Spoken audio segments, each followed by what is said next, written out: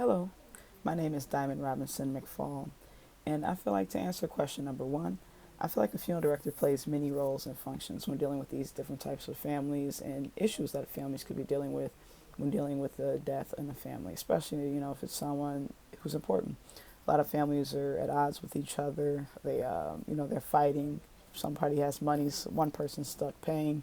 I feel like the funeral director owes it to the family to remain neutral, to lend an open ear, and to always be available. A funeral director must be compassionate. They must be patient.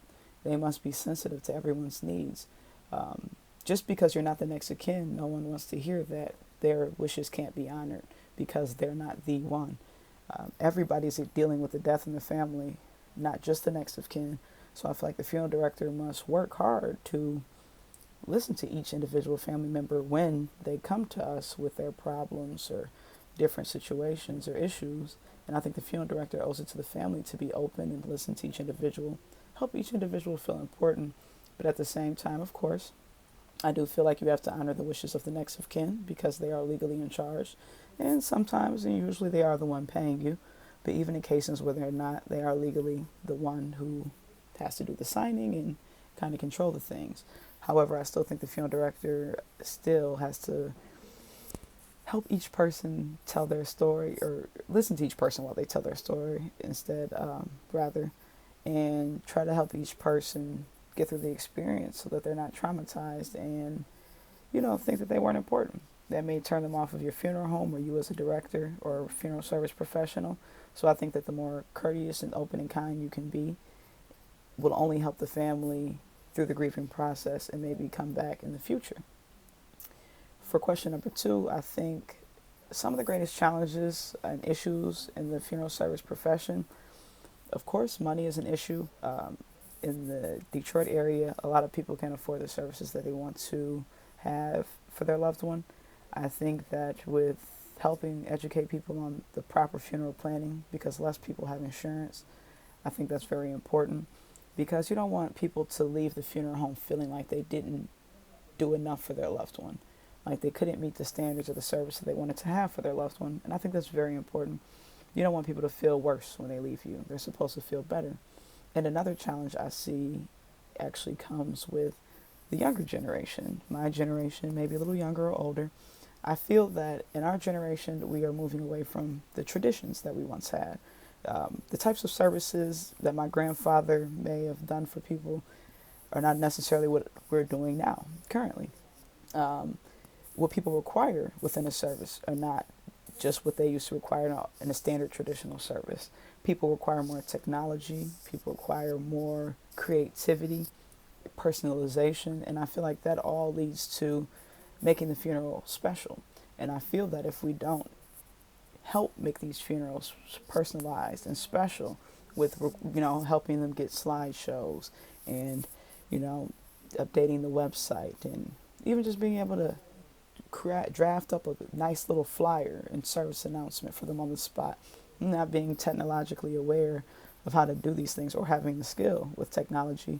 I think that can hurt funeral homes nowadays because a lot of young people will be turned off if you can't post something on the website, if you can't do something in a simple Word document or PowerPoint document. I do think that it's very important that we are able to meet the needs of the family because that's why they're coming to us to serve them. And if we can't serve them, I don't see how we can help them. And if we can only give them the basic bare minimum, I don't feel like they will leave feeling fully satisfied. So I do think with proper education for people as far as, what to do when preparing for the death of a loved one or just preparing for the death of a loved one in advance could change a lot of the situations that a lot of funeral homes are in when families can't afford to pay. And also just staying modernized and staying up to date with technology. I think that will continue to bring young people to the funeral home to have their services versus going somewhere else and just having a memorial service at a home or just having a repast at a hall and calling it a day instead of wanting to sit through an old, boring funeral. And that's how some people feel. I think that will help continue to bring people to us as funeral professionals instead of seeking other avenues and other ways to have a service and only using us for final disposition. of the deceased, like burying and cremating them. I think that's very important. And for the last question, what do you see the consumer wants in a funeral or memorial life celebration? I think people, like I said before, I think people really want personalization. They want things to be, they want to have a service that's going to remind them of their mother. Not just the typical service where you go through the steps because the steps are there and meant to go through. I think people want to have their mother feel important, from the flowers to the obituaries, um, in all in all of the situations of the service. They want to have, like I said, personalized slideshows. Like I said with the obituaries, obituary like they never seen. A lot of the obituaries they look alike. They use the same templates. People want personalization. I think people want great service. I think service is very important. They pay a lot of money to come to us to handle these arrangements and do these services for them. I feel that they want every penny that they give to us, to feel the value of every penny that they give to us, that we're worth the money that they're spending. Um, and I can't argue with that. I think that in the end, three things that must be done to meet their expectations, I think, like I said, is to provide that great service, to have funeral attendants on the service who know what they're doing, who look professional, who are on time, who, look like they want to be there and not bored with the service, like they've done this 100 times, like your mother is just another person to me. They want to know that you take their death serious and value their death. And I believe that that's how you do that. And also, with great service comes a great presentation of the body. The deceased should look as natural as possible, not look like a rush job. The clothes should be nicely laid out, not have dirty clothes or be wrinkled and pillows messed up or flowers out of place. They want things to be perfect and in order because that's what they pay for. And I do feel like they deserve that. And I feel like the second thing that they want is the best cost. People shop a lot these days. They don't just come to funeral homes because of loyalty anymore. They come to a funeral home maybe just because your price was cheaper than the last person. They want the great service, but they also want the great price.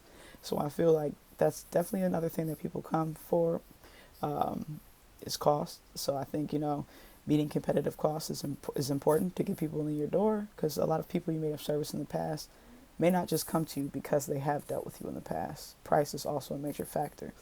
And the last thing I believe people require and expect, is for us to meet lawful standards. With a lot of the things that have been happening on the news lately, I feel like people are kind of suspect, suspicious of what we do as funeral homes, and they're not sure if, where we're keeping their loved one, if we're treating their loved one with the proper care and respect. So I feel like they should know that you're meeting the expectations that were set before, the expectations that they expect of us are being met. They expect that their loved one is being treated with respect, kept in great condition, treated with great condition, and in the end, through the whole process, they're treated with respect and nothing is out of order. They don't want, cremations in the wrong place, on the floor. They want their loved one to be treated like their loved one is valuable.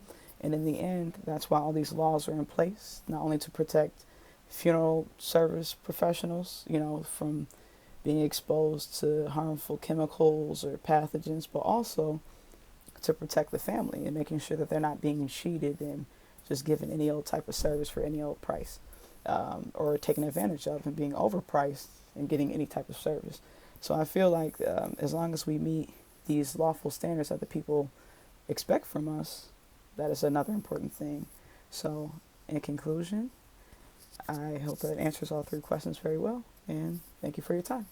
Have a good night.